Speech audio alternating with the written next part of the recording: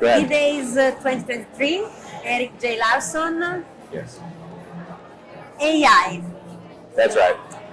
Is it a risk, an opportunity, or both? It is definitely a risk, but not in the way that some people are talking about it. It's not going to become a creature and decide that it's going to take over the world. But I think think of it as a powerful tool that bad people can use to do bad things. And I think in that sense, yeah, we have to call it a risk, right? But in this idea that, you know, that sort of floats around California or Silicon Valley, that you know, it's a new entity that we're building. That's ridiculous. I mean, we're just building software. I mean, let's be honest. I mean, we're just building software. And so, but the problem is the software is getting so complicated and so powerful that it can really affect human relations. You see what I mean? Yeah. Yeah.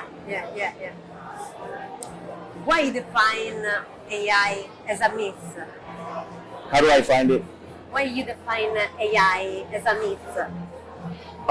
Because there is no such thing as artificial intelligence. What we do is we build tools to solve problems. And the field started 1956, it was this famous conference. People said within 6 months we're going to have a software program as smart as the human mind. That was in 1956, right? And so the entire field has sort of, on the one hand, been a science, and on the other hand, just been ridiculous sort of sci-fi stuff, right?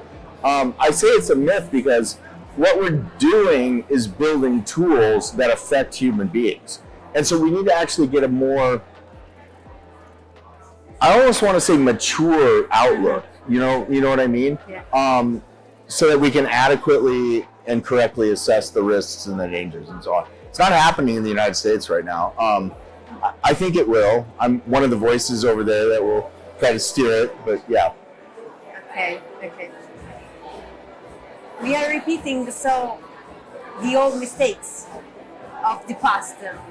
I'm sorry? We are repeating the old mistakes of the Yeah. past. So one of the things that struck me, and I think it was around 2005. It was early on. May have been a little later than that. Was the web was supposed to push out this creativity to individuals, right?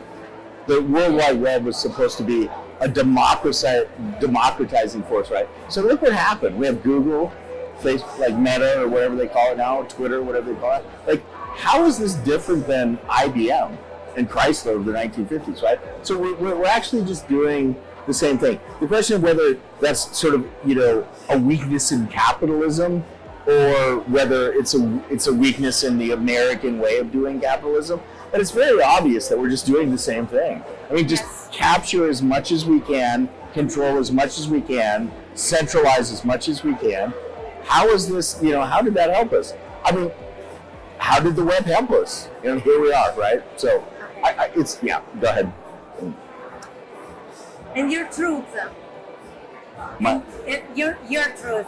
Yeah. What is? Which is your truth about AI? What do you think It's for very. the future of AI now? I don't know.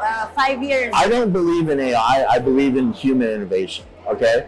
So I think if just to give a really, you know, United States centric example, if China wants to build larger and larger, and by the way, I'm not involved in the military. I have no, you know, but if China wants to build larger and larger, foundational models, and they're going to try to embed those in, you know, autonomous navigation systems and so on, we're going to fight that war. There's going to be some guy sitting somewhere that says, hey, why don't we just do this? And it's going to ruin, you see what I'm saying?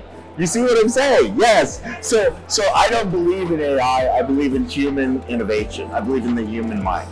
Okay. Yeah. Thank you, Erik. Yeah, you're welcome.